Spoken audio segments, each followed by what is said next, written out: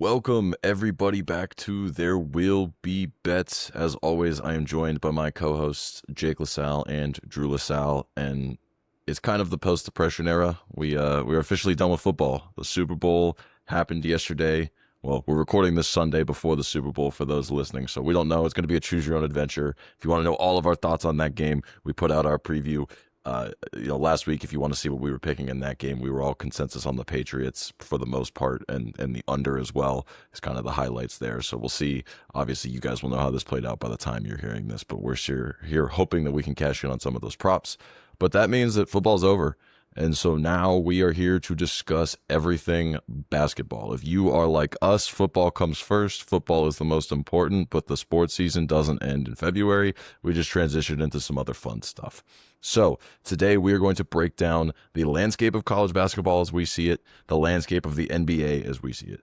We will also touch in on the coaching hires that we missed over the last couple of weeks in the NFL to make sure that we don't let that by the wayside. But this is really our transitional episode, so it's going to be very high level. We're going to talk about some plays we're looking forward to this week. We have the NBA All-Star Game coming up. College basketball's in the full swing, so we'll break down all of our biggest plays on all of that coming up right here. But as I said first, we're going to jump into the NFL coaching carousel one last time here, right as the season really does come to an end. We have a couple of hires, one of which we teased last week that basically the Cardinals hadn't hired anybody, and we didn't know who they were going to hire. Turns out they hired someone. They hired a LaFleur, not Matt LaFleur. They hired his little brother, Mike, who was the previous offensive coordinator in LA under Sean McVay. And guys, I think this is a better hire than some of the retreads that they threw out as possibilities. But I also don't really know how to feel about this. It seems like it's settling. They had to go and find someone who this would be the type of job that it'd be a no-brainer to take. But otherwise, I really don't have many thoughts, honestly. I'm curious to hear your guys' thoughts because this, I think, flew way under the radar, especially in Super Bowl week. So what do we make of this? Do we think it's a good hire for the Cardinals? I don't know what to think. So I just want to hear your thoughts. Yeah, no, I actually think it's a decent hire. We've seen before anybody that's came out of the Shanahan, the McVay, like that kind of offensive minded scheme, has had success. So I could see him having success. I think he's a better coach than probably Gannon. I don't think it's a flashy hire, but I think it could be good. I don't know what to think, to be honest with you. This team has a lot bigger issues than who volunteered for this head coaching vacancy. They seem like a team that's probably going to run it back with Brissett, set themselves up for the more sweepstakes heading into next year's draft. But this is a team, in my opinion, that's just lost. I talked about the ownership issues at the top with Michael Bidwell and just being completely out of touch with the fan base. And a lot of their draft issues and their roster issues stem back from Steve Keim and his era as GM under the Cardinals. So I don't think this is something that LaFleur is stepping into a really easy situation. It's now a division that's owned by the Shanahan tree, plus probably the best defensive mind in football, who's playing for a Super Bowl title today. So I don't envy Mike LaFleur. I think he's got a really steep uphill climb ahead, and I wish him the best. But yeah, I'd see a lot more trailing game scripts, a lot more Trey McBride, and we'll see how Harrison does in year 3. So from all accounts, it seems like he's going to implement a lot of the very similar McVay style play calling, like even compared to some of his other former assistants who have gone on to take jobs. It sounds like he very much believes in the heavier personnel, which I think could suit the Cardinals well, especially building around Trey McBride as their number one offensive weapon. I think you could see some good offensive stuff there. I think this will be good for Marvin Harrison. I think, the exit of Drew Petzing is going to be great for Marvin Harrison, but also getting somebody who is coming from an offense that knows how to use a number one receiver, especially where if you look at someone like Marvin Harrison and you're projecting his upside, I think someone like Davante Adams is a comparison you might throw out there. And I think we saw this year Davante Adams was very well utilized in that offense. So hopefully that means some good things for Harrison. I think it's good for the development of Michael Wilson because that's obviously somebody we saw come on at the end of last year. So I think there's a lot of positives on the offense. I think that this is also a sign that they're at least going to commit to a couple of years of a young offensive mind that they're not going to put in the pressure cooker right away, which is good for dealing with the whole quarterback situation too. And Drew's right. I think if you get the right quarterback in the draft next year, especially if you can still kind of do exactly what they did this year, which is put up some offensive numbers, keep the offensive guys developing, maybe some of these younger defensive players start to pan out a little bit, fill some holes. It's not going to be a great year. They're probably going to finish fourth in the division. That's pretty much a guarantee you could have made no matter who they hired. You could have hired, the ghost of John Madden to coach this team, and they still would have finished fourth in this division with what they have to go up against. But I think it's an overall good hire. I agree it's not flashy. And the reason I really didn't know what to think about it is I think we just have to wait and see. I think it's really not about the coach at this point. Drew's right when he talked about it last week. I think LaFleur will be fine. He comes from a pedigree of coaching. He's got the relationship to his brother, who is a head coach that we like up in Green Bay. I think this really just comes down to, do they put the right pieces around him? I don't know if they will or not. I think it comes down to nailing the quarterback pick, fixing the defense. It'll to see. I actually haven't seen the full defensive staff they've put together yet, but I think that'll be a big piece too, because they're going to have to do a lot with a little on that side of the ball, especially this year. Overall, it's not a terrible hire. I think it'll be one of those that in 2 years, I doubt he'll be the guy that we're all looking at like, oh my God, what was that hire? That was terrible. It's just the question becomes, will he be the one that pans out for the long term? I don't know. I think that's kind of the consensus we all have on that. So I don't want to spend any more time on that. I think that's more time. The last couple of weeks, we spent more time on the Cardinals than they otherwise deserve. So let's get into what I think is actually one of the more interesting hires. I think everyone saw this coming for a couple of weeks by the fact that we heard nothing about it. And then finally it became official, or almost official until obviously the Super Bowl ends, that Clint Kubiak, the Seahawks offensive coordinator, is going to be taking the job as the Raiders head coach. Now, this is obviously interesting for a number of reasons because, A, they have the number one pick. We all pretty much expect that to be Fernando Mendoza. He's got Tom Brady in the building. In what exact capacity, I don't think anyone's really sure, but it seems like he is very heavily involved not only in the coaching shirts, but in some of the player decisions as well. So I think that that's a kind of a very increased presence of mind meld compared to what you were getting out of kind of Pete Carroll and this weird post-Seattle half foot out the door stuff. I think you have young talent there who will benefit from it. And it's good. We love the idea of bringing in a new coach at the same time as a new quarterback. So I think they're doing that right. I think they probably, other than maybe John Harbaugh, and you could maybe argue Stefanski, this is probably one of the best hires in the whole cycle, if I had to at least give my 2 cents on it. So I think it's a good choice by the Raiders. They have a lot of similar roster issues. But Drew, what do you make of this one? Do you think this is kind of more of a home run, or at least as good as the Raiders could ask for? Probably go the latter, as good as they could ask for. Definitely a franchise in massive turnover, and like treating Pete Carroll almost as a speed bump in that transition that they're going through with Tom Brady heavily involved in the ownership group. But yeah, I like Kubiak. He obviously has had multiple stints as an offensive coordinator in the league, going all the way back to 2021 with the Vikings before they hired KOC. Had an 8-9 season, but they were really a team led by their offense behind Kirk Cousins, a young Justin Jefferson, and did some great things in that season when he took over. Actually, I believe for his dad, who might have retired in that offseason or leading into the season, but had a really good start to 2024 with the Saints, beat up on the Cowboys in week 2. I'll never forget that game. And then obviously has served as the OC for the Seahawks this season, and what has been, I guess, a continuation of really, really stellar play by Sam Darnold, and an offense that I don't really think is uberly talented outside of JSN. So you could argue maybe doing like more with less than he might be with the Raiders, depending on how you view like Brock Bowers and some of their receiving core and Genty. But I like the hire. Yeah, I'm curious who he kind of fills out along the staff with him, and how he's able to bring Mendoza in and nurture his development, because that's going to be everything for them. Hopefully Colton Miller stays healthy. Hopefully the line gets a little better, and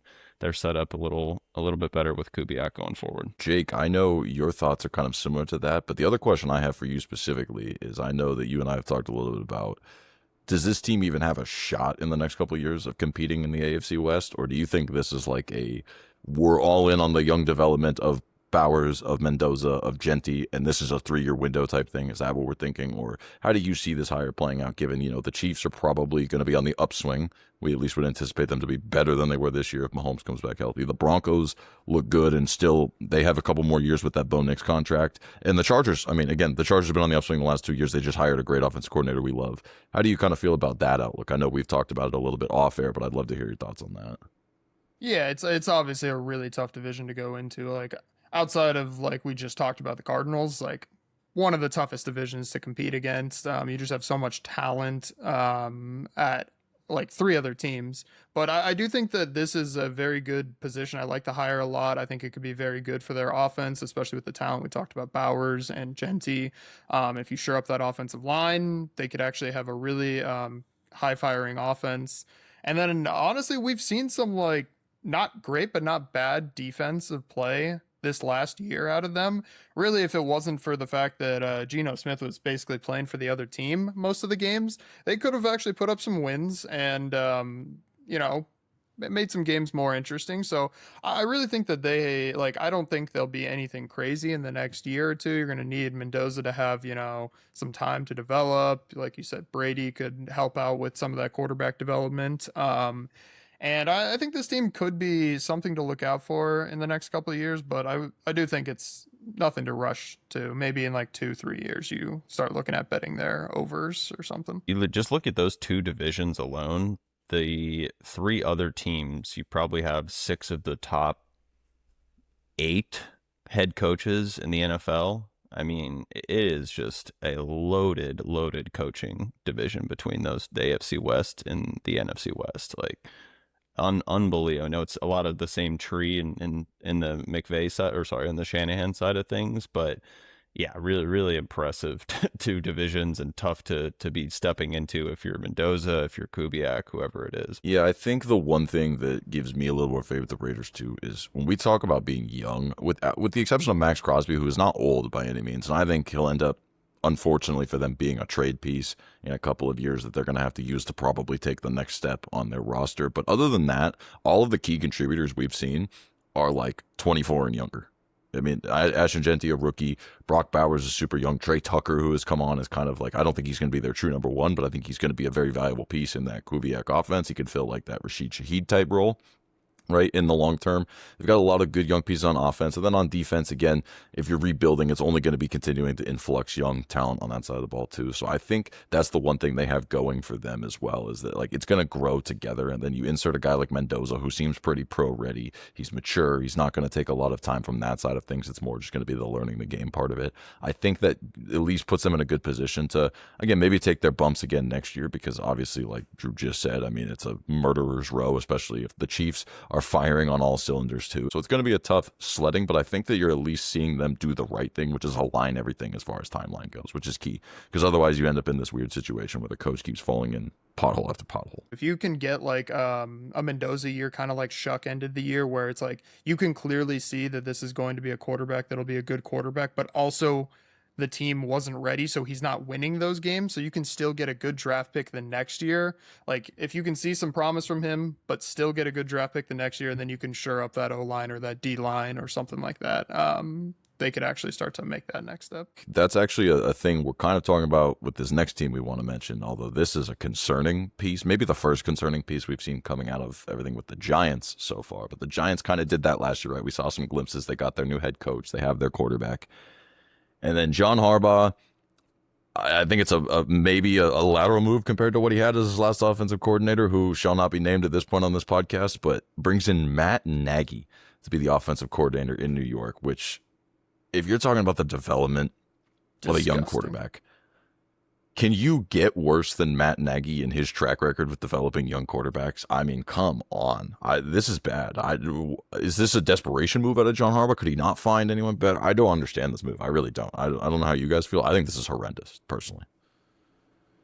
Trying to see the silver lining of this hire, because I was super excited about the setup for the Giants. Even as a Cowboy fan, I'm like, wow, this is a great hire for them, like stabilization, which is what they need above all else. I don't love having the old GM and Joe Sheen still there with Harbaugh, and the whole reporting structure of him going directly up to the Mara family, or well, I don't know how long Joe Tisch is going to be the co-owner there, but that's a separate podcast.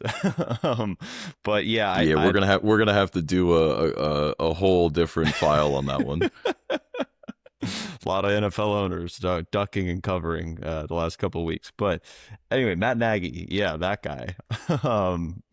Really, yeah, I don't have a lot of positive things to say about Matt Nagy. It seemed like if you even separate the Chicago stuff, the frustrating situation with Mitch Trubisky, it seemed like the Chiefs' offense has gotten somehow less explosive and less efficient with him back in the mix in Kansas City. So like I don't even want to like take the easy shot with the Trubisky stuff. I just want to look at, you have what many would say is the best quarterback in the NFL, and granted there's been injuries, there's been declining play from Kelsey, there's been suspensions, whatever you want to throw out there, but at the end of the day, this Chiefs offense looks way less explosive and way less efficient than it did even 2 years ago, 3 years ago. And I think it's hard to not point the finger at Nagy, and maybe we've been dogging Eric Bieniemy too much over the years, but I don't know. It's a different looking offense, and you always wonder,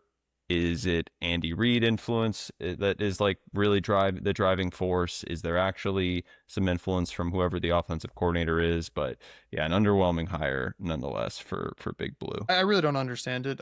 We talked about it. We said that this could be a really good move, getting Harbaugh for the Giants, but it was really going to come down to his coordinators. And I've never thought Matt Nagy was a good coach or offensive mind, really. So I don't understand the hire, and it kind of like feels like they're going to get in this like Steelers where they could just be going through an offensive coordinator carousel for the next couple of years. I'm shocked he couldn't find somebody that wanted to take that job. So yeah, I just really don't like the hire. And I think what scares me the most for the Giants is, particularly with Jackson Dart, his biggest asset is his legs. And Matt Nagy proved in Chicago, Matt Nagy has not done well with mobile quarterbacks. In fact, I think that's one of the things that killed Trubisky was like this forcing him to stay in the pocket, trying to make him a pass first, not even getting him out on the move, not letting him do the things that made him more dynamic in college and even in the one really good year he had in the NFL. I think that was a problem. And it's like, if you're telling me we could see the same problem, which ironically is what John Harbaugh had problems with in Baltimore, is keeping a dynamic quarterback who has killer legs, who can make plays with them, and trying to keep him in the pocket and make him a passer. That's concerning to me, especially when that's what you're going to have to rely on with this Giants offense, especially to start next year with Neighbors coming back off of injury, Scatabo hopefully coming back off of injury.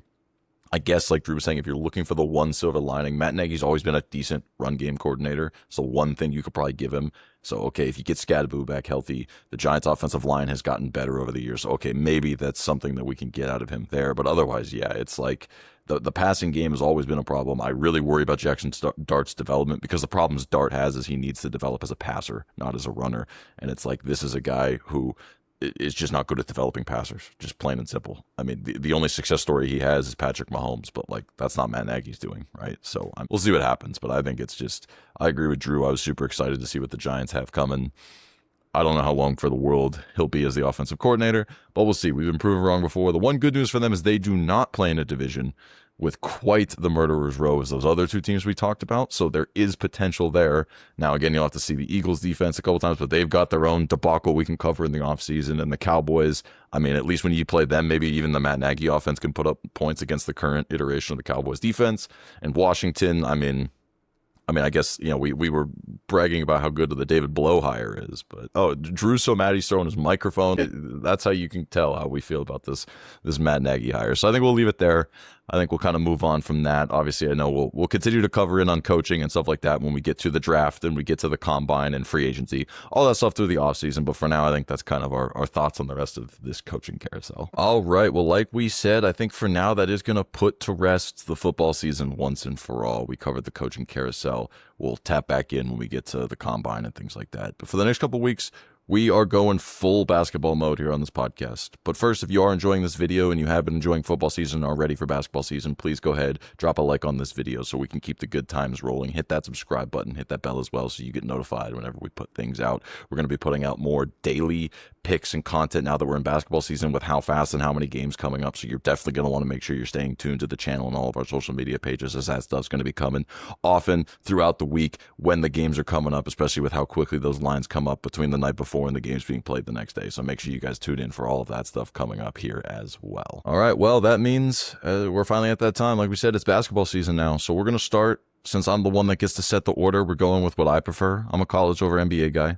You know, blame me if you think that's the wrong take, but we're going college first. We basically are going to kind of lay the landscape as we see it, right? So some of us, I try to follow the sport from November when it starts, but obviously football season makes it hard. Really, once you get to the turn of the year, starts to pick up and you can follow it harder. Once you get into conference play is really when we like to dive in. So we're going to kind of like catch up for ourselves, but along with all the people who might be following along with us that really haven't been paying full attention till maybe the last couple of weeks, we're going to cover from the top down, throw some shout outs to some teams that we're looking at, some players we've been watching, and then set the table for the rest of the season leading into March Madness on the angles we're going to be looking at, the teams we're going to be following, the action we're going to want to get down on these teams.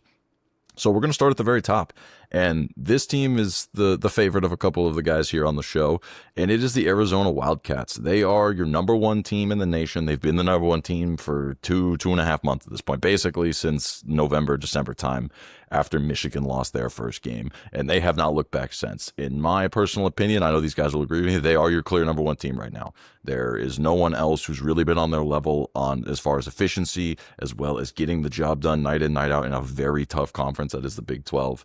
Now, this all comes with a big caveat that these next 4 to 5 games they play, if you include yesterday, which they dominated Oklahoma State on Saturday, took care of business. But that was the first of kind of a tough stretch here. They're going to be in Kansas, or was that at home? Was it at home? Yeah. Okay. Yeah. It was at home. Was not in Stillwater. It was at home. As you can see, it was such a blowout. I did not tune in. I just checked the score. So they took care of business against a frisky Oklahoma State team, and now they're going to go on the road, short week, Kansas this week, and then they play a bunch of the other top teams, Houston, BYU, Texas Tech. So it's going to be a gauntlet. We'll learn a lot about this team very quickly, but I think without a doubt they're the number one team, and what makes them so impressive is they're doing it without shooting a ton of threes. They have a high percentage when it comes to shooting threes as far as like the actual make percentage goes, but they're just the top in the nation at 2-point percentage. They're playing that Tommy Lloyd system, and in my opinion, since he's been at U of A, this is his most talented roster. Braden Burries is legit. Koa Pete is legit. Bradley is a senior guard who's really taking care of business. Del Orso's coming on, hitting threes when they need him to. The big guys, Krivas, they're just a well-built roster, and they could do it inside and out. They can play with tempo. They can do whatever. Yeah, I would just say like the depth that they have is very impressive. They run like 8 guys that are all very good. So, you know, and like you said, they just have, they're very efficient. They can play any game, which is why they haven't needed to shoot as many 3-point shots. They still have good 3-point shooters, but they've just had very good efficiency on their offense, been taking a lot of just really good looks, short looks. So I've just been mostly impressed with this U of A team in particular. They can play to their opponent's weakness because they have so much strength. And so, yeah, I think they're the clear number one right now. Obviously, there's other, you know, talented teams in the league. I just think if I was choosing a favorite, I would pick them right now. Yeah, I see the real difference even when you look at the last couple of years of Tommy Lloyd and what Arizona teams have been about. It's been transition, transition, and transition. And any team and that they met in the tournament that could slow them down, or I guess in last year's case, just out-talent them in the case of Duke.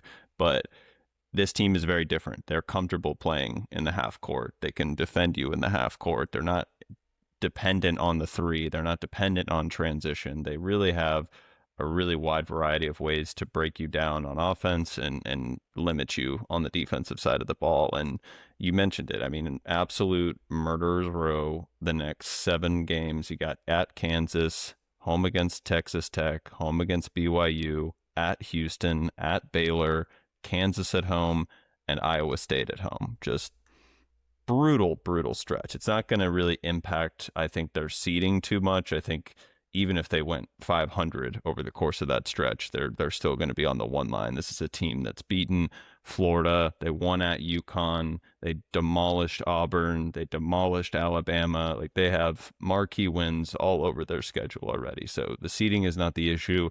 For me, it's Tommy Lloyd in the tournament. And I was really impressed what I saw last year. They took care of business leading into that Duke game, and they gave Duke a run for their money that I truly wasn't expecting, because we had seen what the Caleb Love experience had looked like over the years, and capital V volatility when it came to that. I don't see this team as that same volatile group that you don't know what you're going to be getting. I think it's really going to come down, like it usually does, to matchups, and are you going to get them on a day where Pete is in foul trouble, or Burris is maybe not having the best shooting night, something along those lines. But having that senior guard in Bradley to really steer the ship, just, it has me in my feels thinking back to the TJ McConnell days, with the Aaron Gordon team, the Nick Johnson team, and those two teams that ended up losing to Wisconsin in the Elite Eight. But this is a team that it's hard to not picture them in the Final Four. They're obviously a title contender, and one that I'm trying to hone in my excitement, because I don't think there's another team that can compete with them, at least from a talent perspective. For sure. And Jake and I were actually talking with one of our other good friends yesterday, who was also a U of A fan, and his whole thing was like, but U of A in the tournament. That's just what he kept saying. He said, I can't believe this team in the tournament. This might be crazy to say. I think this is the best team we've seen wearing U of A jerseys since the title in the 90s. Just talent-wise, I think top to bottom. I know that there was some top-end NBA talent on those Aaron Gordon teams. I'm not denying that, but I think top to bottom is the most talented. I think it's the best team Tommy Lloyd has had. I think it's the most consistent team Tommy Lloyd has had. I think that, obviously, when you talk March Madness, the Final Four is crazy. You never know what will happen. It's very, very hard to win a championship.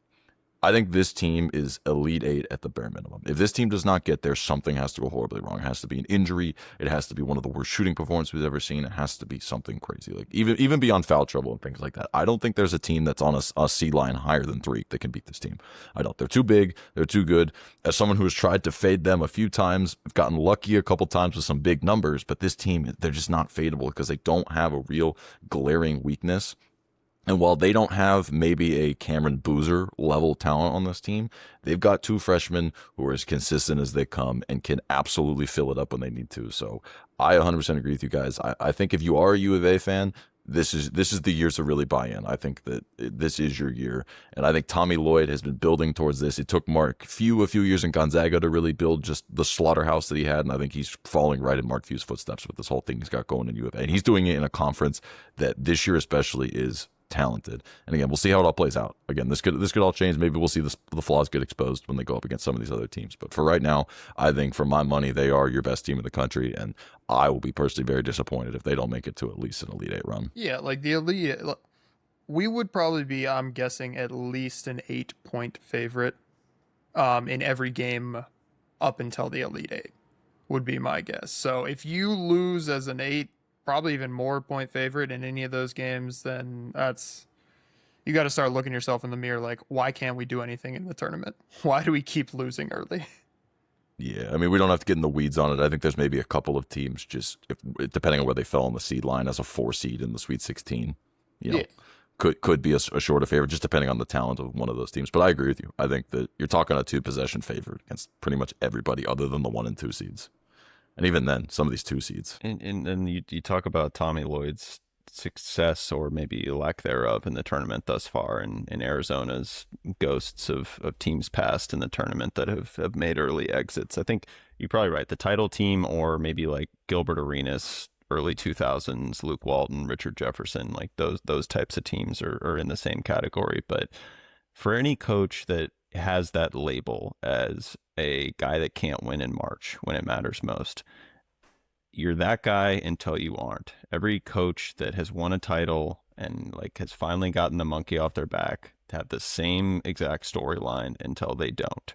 Like it's really so subjective. It's 6 wins in a row. It's a very, very difficult thing to do. It's what makes the tournament so enjoyable, so watchable, is that it's one game, anything can happen. Your player gets hurt, your player has a bad night, whatever it is, like anything can happen for Tommy Lloyd.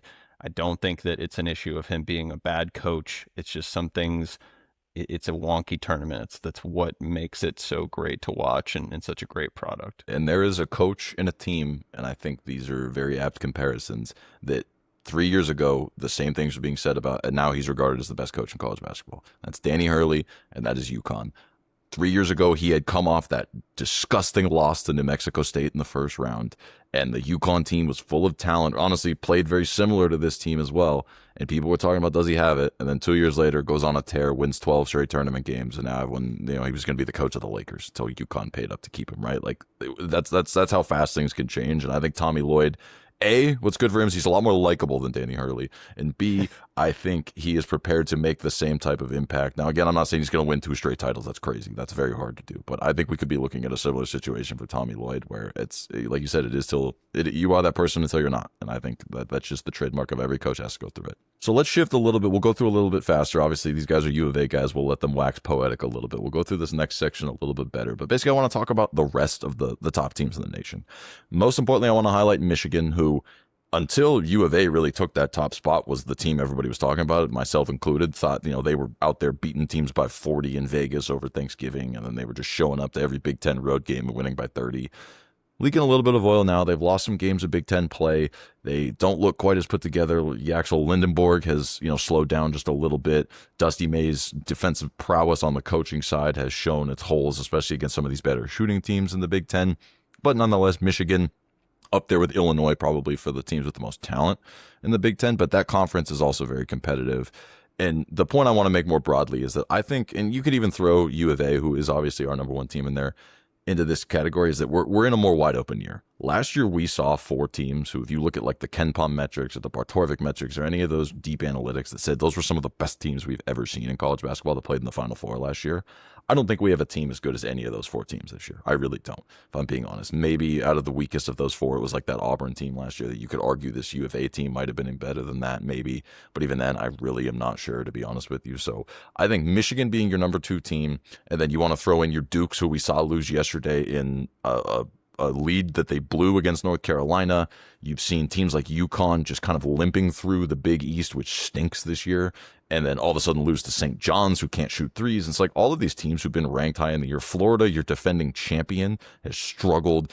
Some of their transfers haven't panned out. I don't think we really have just that elite cadre of 4 to 5 teams up at the top. I think you have U of A is a little bit better than everybody else, and I think you have like 10 to 15 teams, and some that I even failed to mention there when I was going through all those. But I think it's a wide open year.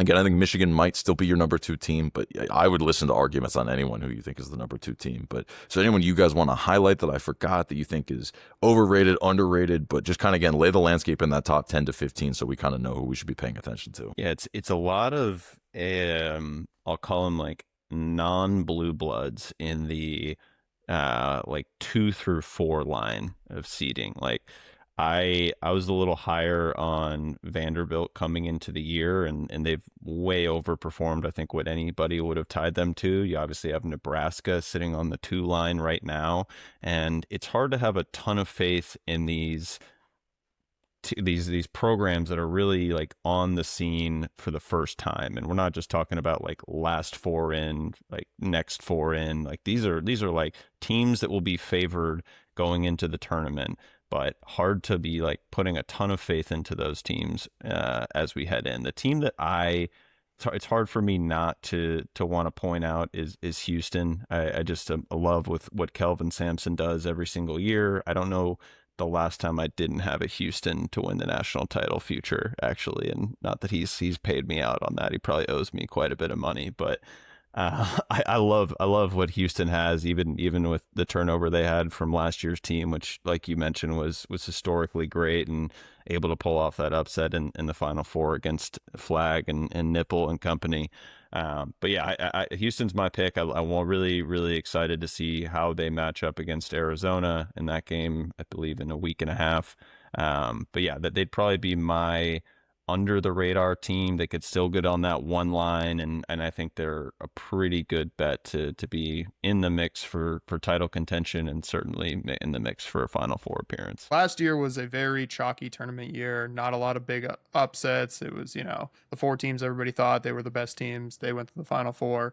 I feel like this year is going to be a little bit more chaotic because there's not as much of the talent ceiling that we've seen last year. So I feel like, in my opinion, any of these teams can slip up in any given day. And so I feel like it's more of like I'm not looking as much at the top end, more of like I would start looking towards the middle tier, those teams that are going to land in those like 6 to 10, 6 to 12 seeds to see if there's value there come tournament time. Yeah, I think a couple of teams that fall into that. Yes, exactly. That's exactly what I was going to say. Is a team like St. Louis, who is cooking. They are dominating the A10. They're well coached. They have players who you'll love to watch in the tournament. When you talk about guys like Robbie Avila, like that is the quintessential team that, as long as they don't get screwed with their draw and get stuck on like the 8-9 line and have to play like Arizona in the second round, I think this team can make a legit run.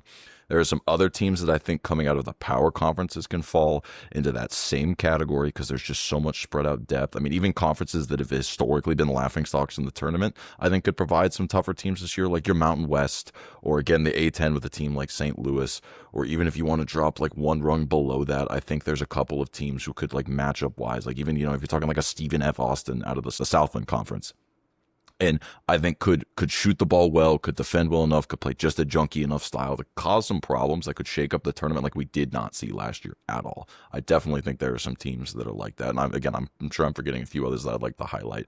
But I think that there's a lot of teams, respectively, in both the mid-major and power conference level that can shake things up for sure. Yeah, I see St. Louis on the 7 line right now would be matched up with Illinois in that 7-2. Should they get to that second round, I don't hate that matchup. I'm not dying on the hill of Brad Underwood in the tournament necessarily. So yeah, big St. Louis fan. I love that. I think that's in a year. I mean, like you think about last year's tournament, we saw a pretty chalky first weekend. Like not a lot of big upsets. I think we only had one double-digit seed get to the second weekend. I think it was just McNeese, wasn't it? McNeese, right? Yeah, they beat in the first round, and then Arkansas was a 10 seed. That's right. They got through with Calipari. Yep, that's right. Okay, and I mean that's like we're not talking mid majors with that. That's yeah. And then like the whole tournament really was chalky. There was very few upsets across the board. Even when you got down to like the 4s and 5s, it was like even the higher seed was just winning every one of those matchups. And I think there's a few other teams too. Like we didn't mention them, but has the experiment's gone really well so far? Like a Texas A&M with buckyball, they seem to be playing really well. They kind of got pantsed by Florida yesterday, but again, Florida I think is the best team in the SEC. They're the defending champ. But that's another team who I think is outshined. They're gonna be a top 8 seed. You're depending on what teams end up running against them, like that style, that high tempo, press, shoot. Like all of a sudden could cause some problems. I mean, we're even seeing teams who don't look good, like a Purdue. I mean, that team's experienced. They've got the best arguable point guard in the country. They're well coached. Like you at least trust Matt Painter from that perspective. So like there's teams just riddled all through that, even all the way up to like the 10 line, that are gonna be tricky landmines to navigate for a lot of teams. Totally agree. Yeah, I see an A&M UConn matchup in round 2 would be really interesting to me. There's a real contrast of styles that you could see A&M go up against depending on who they get slated in that first round and what 1 seed they. I would love. I don't even know if it's possible, but a St. John's A&M matchup. Like the two coaches who love to play just like up tempo in your face man-to-man defense, but like on offense play so different. I love that idea. Yeah. So then I guess to round out our discussion, really the other couple things we want to mention are we're back to the era of the freshmen showing out. I know the last couple years the story had been NIL 23-year-olds dominating, and there are still some older guys who are performing on their second and third teams, but we're seeing a lot of freshmen. Like this is really harkening back to the 2000s, early 2010s, where you're seeing like freshmen across the board. Like Cameron Boozer at Duke, pretty much at this point, write him in Penn, he's going to be the player of the year. He just is such a high-level player who does not have bad games. Even yesterday, again, Duke blowing a lead, it wasn't his fault, at least down the stretch. I mean, Caleb Wilson at North Carolina, who was in that same game, has been great. The 2 freshmen at Arizona have been great. Darren Peterson, when he plays, is the best player in college basketball at times as well. You have AJ DeBonsa at BYU, who's another team. So, Wagler at Illinois has been lighting it up. Fleming. Houston, Fleming. So like another guy who just even a guy in Houston, where usually you see that being like the quintessential 23-year-old junkyard dog team's got a 40-point scoring freshman. So like it's been fun to watch that as well. So I think that'll also, when it comes tournament time, these guys that can just pressure cooker and microwave it up and for 1 or 2 games just catch fire, like that can make or break a tournament run for a team too. Yeah, I like A Cuff a lot. In Arkansas as well under Calipari. But yeah, I mean, I think you see there's a pretty good chance you get 9, if not 10, of the first 10 picks in the draft are going to be freshmen. But yeah, it's a littered with talent. I was really not to like get too specific on a single game, but watching Caleb Wilson last night against Duke, I mean, the shot making that guy can create for a team that was just absolutely lost on offense, like just backpacked them. I know they were down 12 at the half, but without him producing on offense in that game, they're down 25-30 because he was just making contested jumper after contested jumper and creating, and like it's that guy is I think I see him in like the 4 to 6 range in a lot of mock drafts, but that dude's special. It's been fun to see that return to like these new faces. It's not just these guys who've been at 4 schools collecting the bag. So it's kind of been a refreshing sight almost to a certain extent. And then to round out our discussion on college basketball, just real quick, wanted to mention a couple more things. We won't dive into it. We kind of talked about UConn and St. John's a little bit, but those who think that, basketball's better with the Big East, sorry to break it to you, this year the Big East stinks. I think St. John's and UConn are going to be your only tournament teams. Maybe Villanova with Kevin Willard coaching might squeak into the tournament. Otherwise, I'm sorry. That conference stinks. It's not worth your time this year. Ed Cooley has been a disappointment at Georgetown. Providence is running Kim English out of town. Seton Hall can't throw the ball in the ocean, but at least they have Shaheen Holloway, who's charismatic on the sidelines. Like it's awful. You can't trust UConn. They're gonna be a 1 or a 2 seed, but like if they come out of that conference, they'll play nothing but sibs. So it's like you can't really trust them. So unfortunately, I think that's kind of where we stand on the Big East. And then one other team I want to give a shout out to. Miami of Ohio. They are still undefeated. I don't know how they keep doing it. I've tried to fade them so many times and they proved me wrong, but they are undefeated in the MAC, and we are legitimately looking at the potential for a 2-bid Mid-American Conference. If Miami of Ohio continues to go on this run and maybe only drops 1 game the rest of the year or goes undefeated into the tournament, and let's say they square up with Akron in the MAC championship, and Akron, who has been a perennial tournament team year after year for the MAC, finds a way to win that game, you have to let Miami in because they're that good, with at least record-wise, even if the metrics don't love them.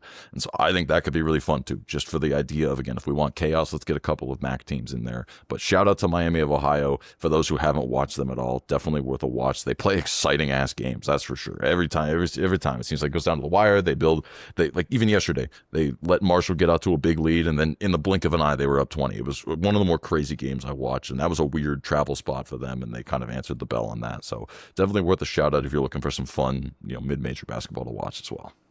Yeah, I don't even know where and my link won't load. Where's their bracket projection right now? Miami of Ohio. Are they like? I think I've seen them on the 10 line is about as high as I've seen them get. Okay.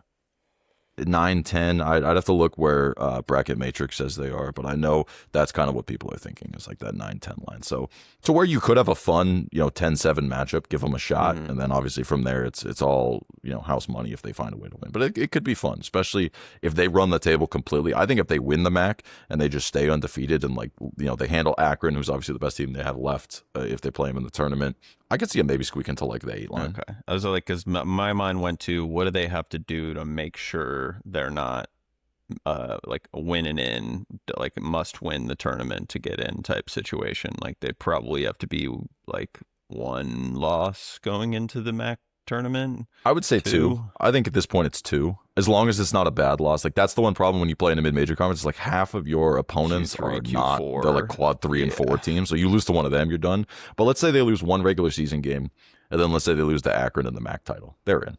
Like you can't leave a 2-loss team out, especially when one of them was in a conference tournament against a tournament team. Yeah.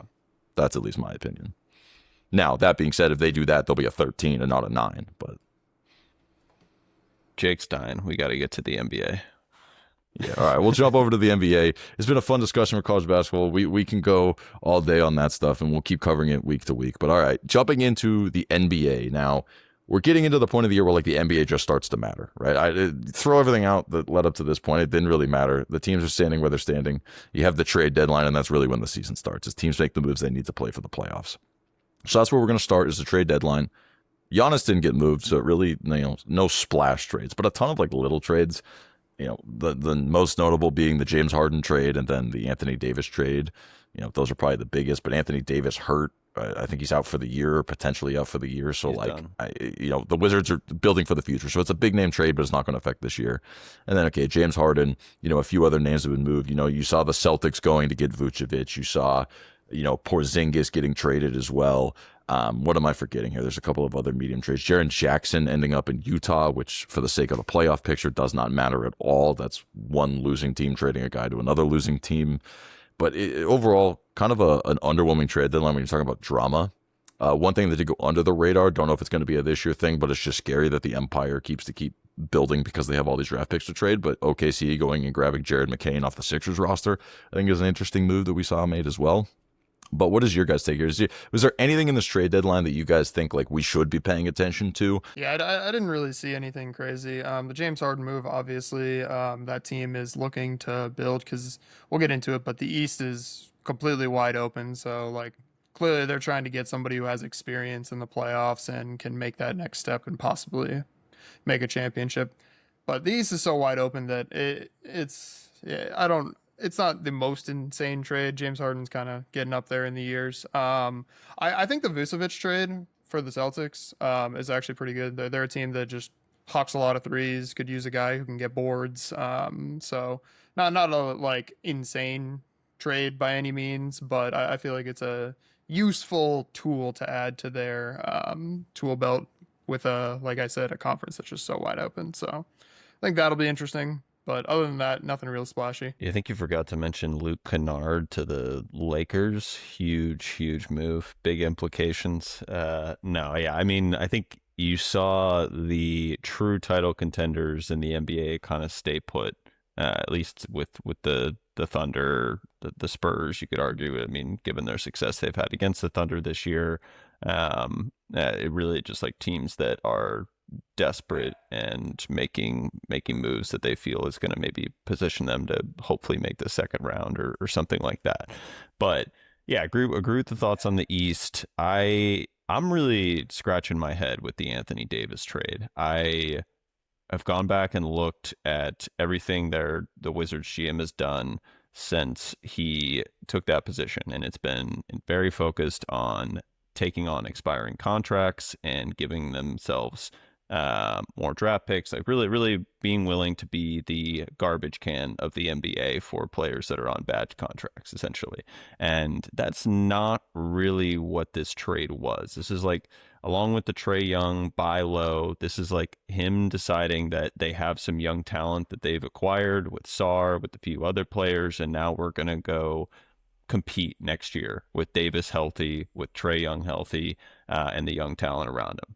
I mean, I've been a hater on Anthony Davis maybe since the bubble with the Lakers. I don't know how you can expect to win with him as one of your primary players. The guy never is on the court. He always finds a way to be hurt. Every time he hits the floor, you assume he's dead. He literally just dies on the court every time he hits it. So I don't understand the trade at all. He's a great player when he's healthy, but that's so infrequent. So I'm not a big fan of that move for the Wizards personally. I think it's kind of one of those, they just have to satisfy whatever fan base is left for the Wizards just by getting into the playoffs next year. I think that's kind of what the move feels like. It's like, hey, we're at least going to do this, and hopefully, okay, trust us a little bit that we're not just a total garbage can. We can maybe put together a fun roster that could make the playoffs. I think it's kind of the move, because I agree. I think Sarr has been better than most people thought. I think Trey Johnson's fun. I think Trae Young can be the piece to at least a playoff team. I think that Anthony Davis, when healthy, is at least a good defender. It makes sense, but yeah, otherwise I don't really get it long term. It doesn't scream we're building for the future. It just screams we're doing something right now, so that way it looks different. So I guess, for whatever that's worth, but that's what middling franchises tend to do. They're not the only ones. We've seen plenty of other teams do the same thing throughout the league, so it's not unprecedented. The thing is, if you were going to try and do it, it sucks that it happened to them 1 year later. Like, if they would have done this stuff last year going into this year, like, you could have made a legitimate small run in the East this year with how wide open it is. It's just, that's just the timing of it. But otherwise, we'll see how it plays out. I guess the question we have, which really I have written down, is number one, is OKC just still the wagon we expect them to be? And does the East have any chance to beat the West in the finals? I don't know the answer to that question. I think the three best teams in the league right now, say what you want about the Pistons, but they're young and inexperienced, so they got to get over that hurdle. Otherwise, I think the three best teams in the league right now are probably OKC, San Antonio, and Denver. So looks like, coming out of the West, if it's not OKC, you're getting one of those other two teams, probably. Houston throw in there too. I guess I have to mention the Lakers because they are in the top 5 of the West, but I mean, they're not on the level of those other 4 teams, in my opinion. But hey, is OKC still the wagon, guys? I know they struggle with the Spurs. Apparently, that would be the one team that would scare you if they had to play the Spurs and then the Nuggets. But right now, the playoff setup where they'd only have to play one of them. But is it just as simple as OKC's a wagon? Get ready for the dynasty. Yeah, I mean they are a wagon. They're unbelievable. There's so much talent across the board, but it is hard to repeat. This year, if I was looking to bet a future and on any team to win, I would diversify a little bit with everything but the Spurs, everything but Oklahoma City, in my opinion. I have already taken futures on Denver and the Spurs.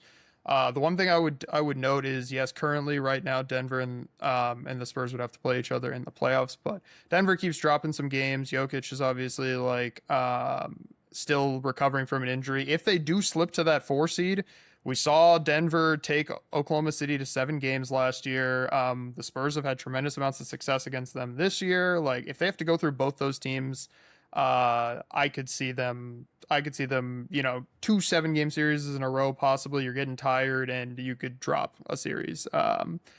And right now they're, I think, plus 140 or something, plus 200 to win the title, something ridiculous. So you're getting a lot of value on a lot of other teams, and it's not an easy road for them. It's not easy to repeat. So I think they're a wagon, but I feel like there's value in fading them this year. Yeah, I'm not about to rush out and bet them to win the title, but I do think if that scenario unfolds where the Spurs and the Nuggets have to play in the second round, that you can feel a lot of comfort in the fact that they would take care of the Lakers or Rockets, assuming they're in the 4-5 matchup as it currently stands, and that they would easily work through the Warriors in their current state if they're able to hold on to the 8 seed within the play-in tournament. But yeah, though, to answer the original question, do I think anybody in the East can beat the Thunder or anybody that would come out maybe if they got to beat them? The answer is no. I don't see the Knicks as a viable threat. I know they've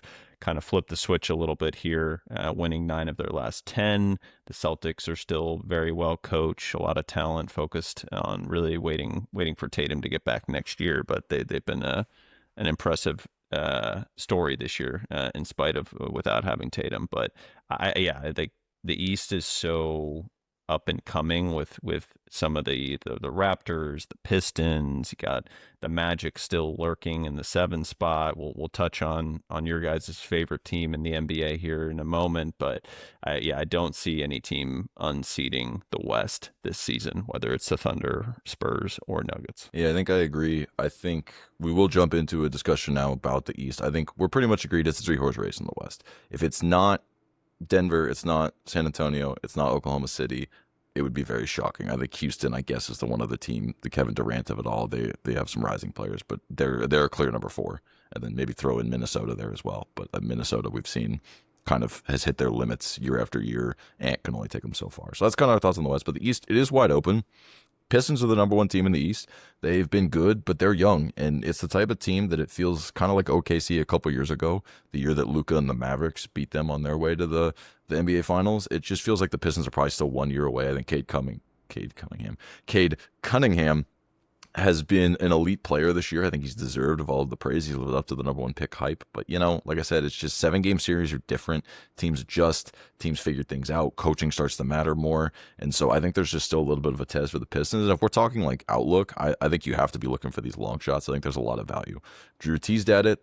A team I love in the East right now, they're playing very well. Things are going in the right direction. They made a smaller but I think impactful trade to bring in Kobe White, and that is the Charlotte Hornets. Talking about teams who have been sad for a long time and finally on the rise. LaMelo Ball has been very consistent. Brandon Miller, say what you want about his past, that guy is balling. I like the whole situation they've got with Kalkbrenner and Moussa Diabate down low. Con Knipple, as Drew mentioned, has been, if it wasn't for Cooper Flagg, would be your rookie of the year. So I think they've got a lot of fun young pieces to make some noise. Are they a championship contender this year? Probably not.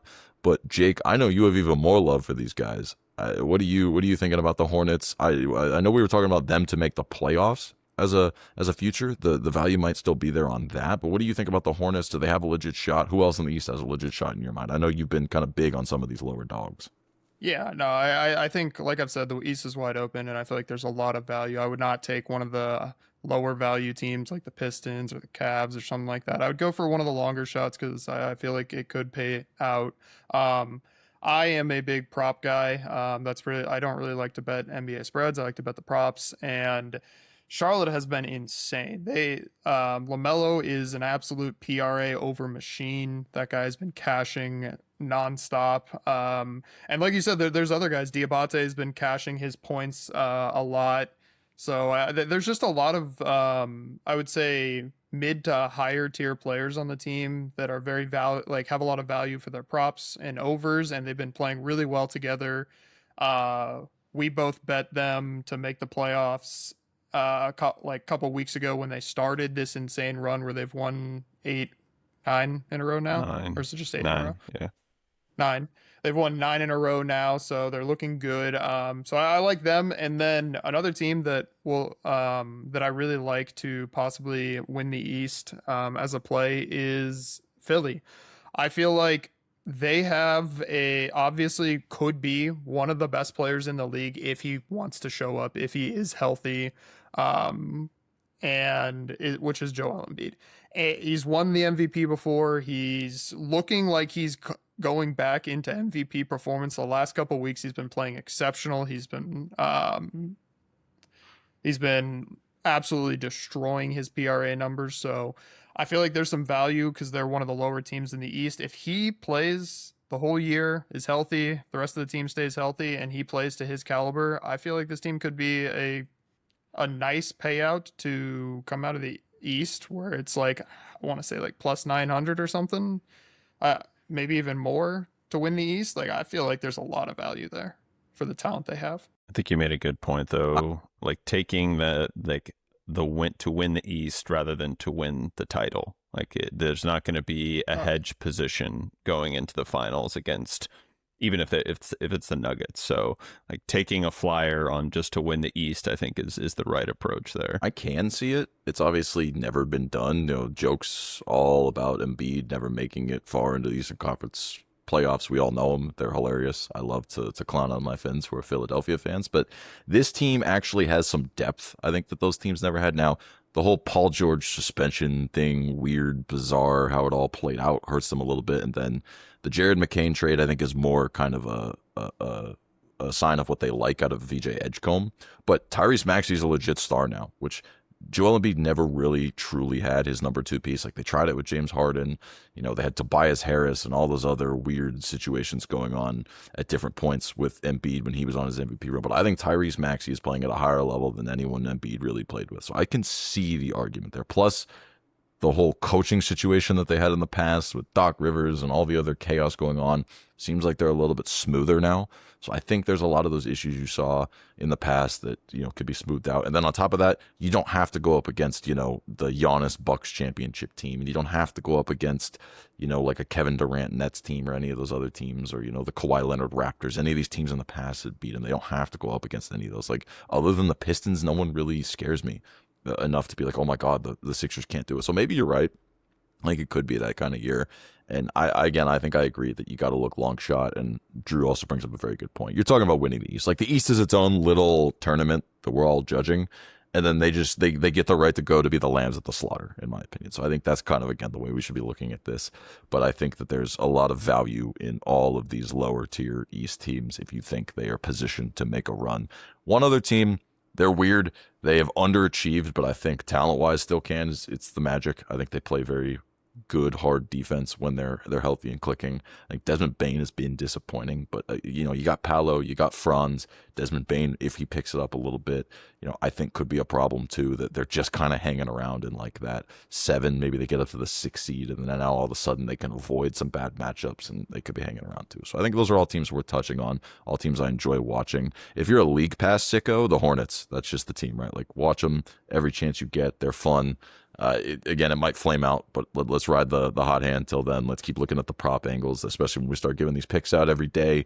When we're getting our NBA stuff out, we're going to be looking heavy on some of those Hornets players, and it's not going to stop anytime soon. I'm going to pose a question. I may even retract my previous statement about only winning the East. The Thunder took 7 games to beat the Pacers last year in the finals. Okay, I know. I agree. I think they're a step, like the 3 West teams are a step above anybody who would come out of the East. But are we short? Like, are we saying a little too much about like how much better they are than the teams in the East? Like, that was a competitive series last season, which was not expected. Like many people said, nope, Pacers 5-game gentleman sweep, done. And up until the Haliburton injury in Game 7, like, they're right in it. They're playing with them. They have every bit of a chance to win the title and really pull off one of the bigger upsets that we've seen in the finals over the last 10, 20 years. Is anyone in the East this year remotely as good as the Pacers were last year? That's the thing. Did we think the Pacers were that good heading into the playoffs, though? Like, nobody was like, oh my God, like that's the team that is like has a chance to knock off. I think media narrative wise, no. But if you look, like, I think it was from last January through the playoffs, they were like the 2nd or 3rd best team in the NBA. Like, they were up there with the Celtics as like right behind OKC. I think people forget that a little bit. They're well coached. Halliburton's a solid offensive player. So like, that would be my question in response to that, is like, is anyone in the East as good as the Celtics or the Pacers or even last year's Knicks team? I don't know. But I think Drew has a good point here. You have to look at fatigue as a factor too. Like, OKC had back-to-back 7-game series in a long playoff run last year. If they were to like have multiple 7-game series going into the finals again, I could see fatigue being a major factor going into that, and it could be a series. If you're talking about a team this year that, again, I don't know if they're quite as talented, but could do it, would be the Pistons. Like, if the Pistons make that full jump this year, that's the team that reminds me a lot of the Pacers last year. They're young. They have an absolute offensive engine in Cade Cunningham. They've got guys who can crash the boards. They play tough defense. They can rebound. They can counter a lot of that stuff that OKC seems to do to teams. I think they have the ability to do that. That would be the team I would pick out if you were asking me that question. But again, it's hard to know if you're going to see a team be able to survive those steps that it takes to become a championship representing team. So I think it could be the Pistons. I still don't know if they're as good, but maybe the truth is no one's as good. Like, maybe that's just, again, kind of like we're talking about college basketball. Maybe none of these teams are as good as like their counterparts last year. Like, I don't know if OKC is any better than they were last year. I don't know if any of these East teams are better. But so maybe that all evens the playing field, and you're right. Maybe like OKC can win by grinding out 6-7 game series, but maybe they're susceptible. I mean, again, we've seen it with the Spurs this year. Like, that's a team that has just had their number. We didn't see that last year. Like, OKC, no one had their number last year in the regular season. So maybe you're right.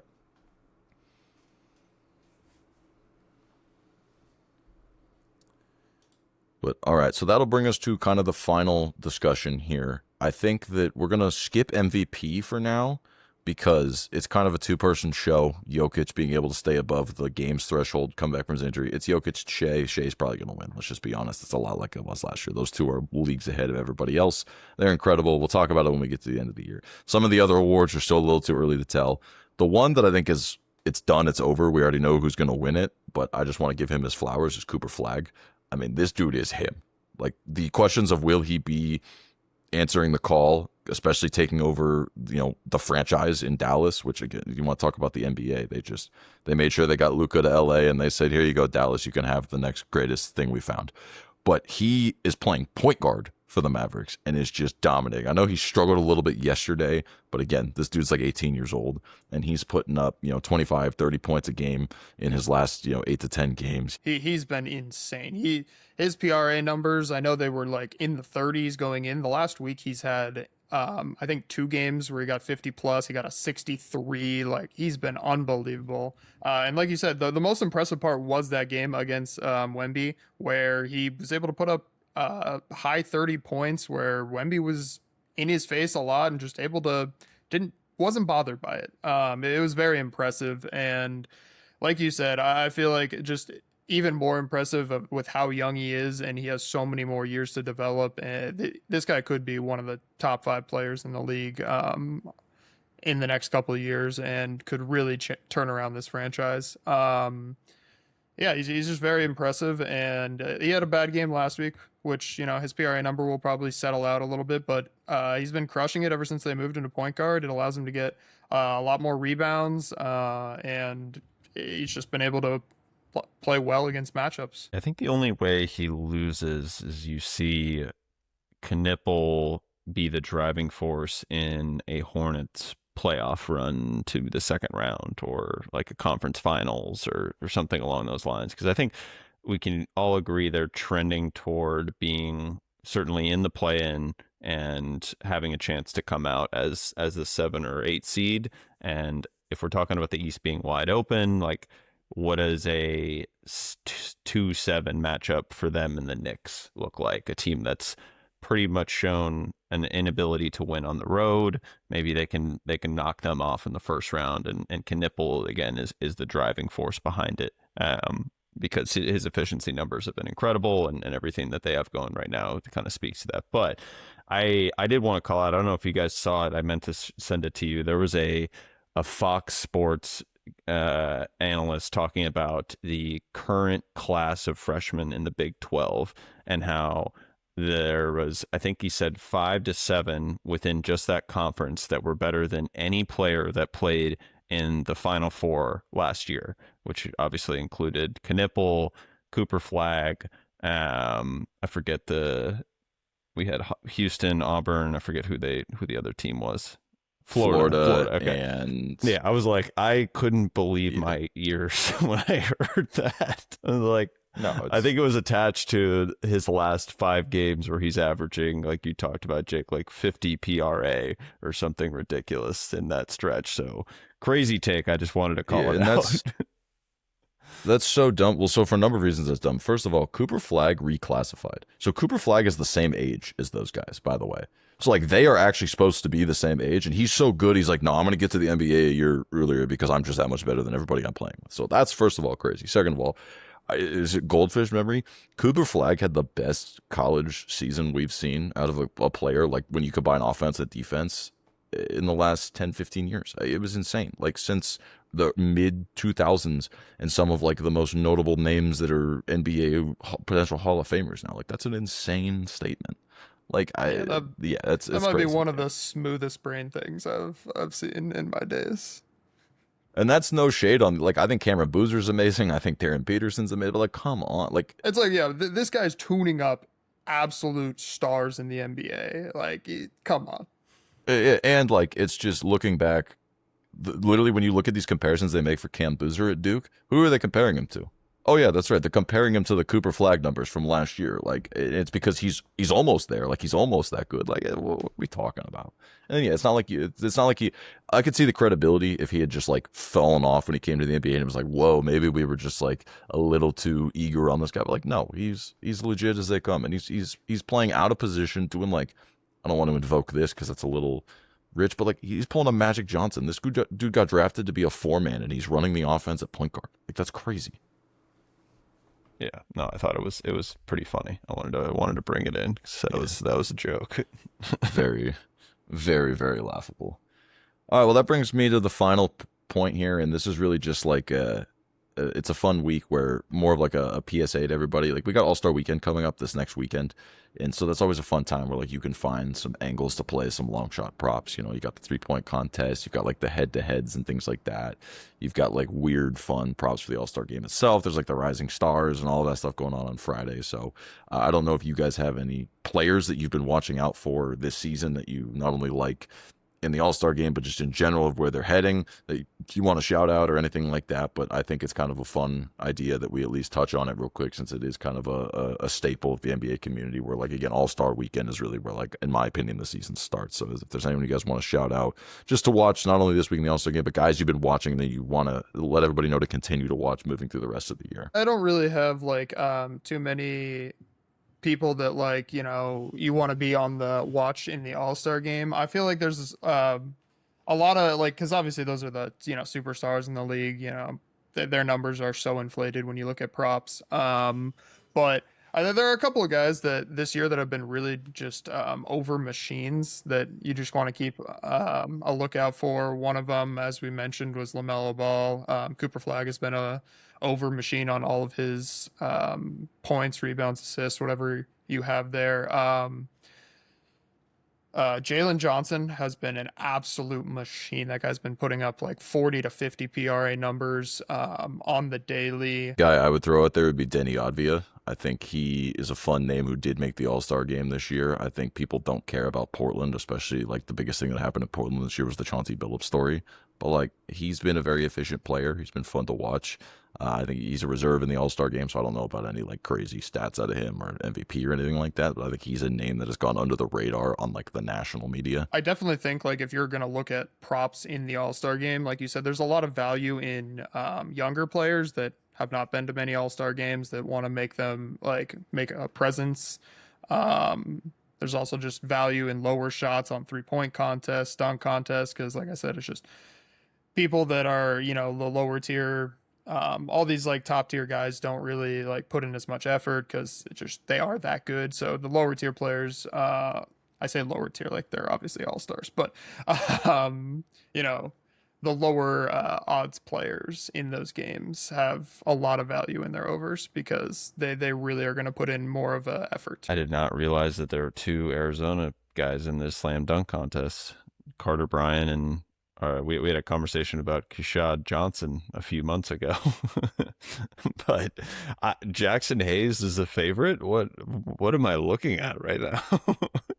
Yeah, the dunk contest has fallen on hard times. My God. It used to be the biggest names, and this is not new. I am beating the deadest of dead horses with this, but, like, why do we still do this?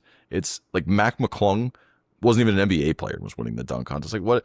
They should just let guys like the street ballers that do, like, YouTube videos for dunk contest. Like, we should just make that the dunk contest. Those guys will lay their life on the line for those contests. Like, I get why none of the stars want to do it anymore, but, like, the dunk contest, man, what happened? And I mean, that's been happening for a decade, but my God, it's bad. Not actionable information, but maybe the funniest suspension reason that I've ever seen from Jackson Hayes. I don't know if you guys saw the clip of him hitting the Wizards mascot. All-time clip. Just levels him for no reason. Had to issue an apology to a mascot. The best is people were saying that the mascot should go and do a press conference but not take the head off, like, do it as the mascot.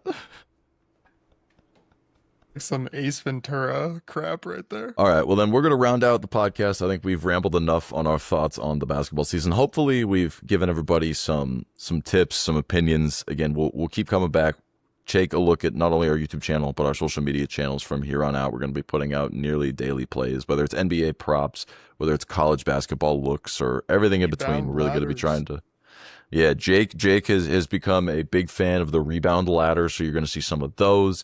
You're going to see, again, no-name players with low point totals. You're going to see big-name players with huge PRA numbers. You're going to see the blue bloods. You're going to see the mid-majors. You're going to see all that stuff coming from us. One thing we want to shout out on the Monday slate, obviously, again, coming off of that, it's going to be the day that this drops. We'll put it out on social media as well. We want to shout out one of our favorite spot plays against our beloved Arizona Wildcats, Kansas plus 2.5 on Monday versus Arizona. The game in the fog. Kansas is one of the, if not the best home court advantages. This team is playing well. When Darren Peterson is on, he is probably the most talented player in the country.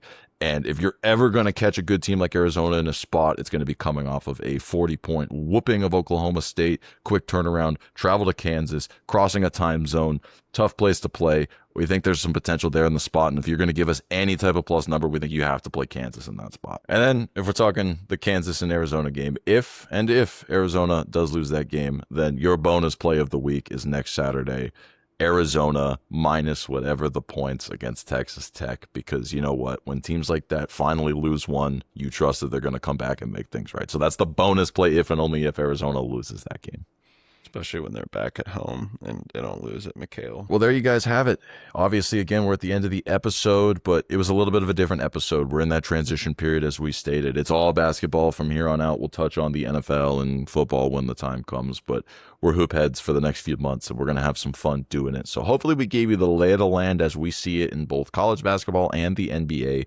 Like we said, we're going to be putting up nearly daily plays on YouTube and on social media, so please stay tuned. We'll be back here every week to continue breaking down all of the action, especially as we ramp up towards the tournament in March Madness, and then right after that, we'll be ramping right into the NBA playoffs. So we're going to keep that stuff coming for you. So if you did enjoy, again, leave a like on the video so that way you tell the algorithm you're liking the stuff, and make sure you hit that subscribe button, hit that bell as well, so that way you guys can stay up to date as we continue to cover all of this stuff through the rest of both the NBA and college basketball season.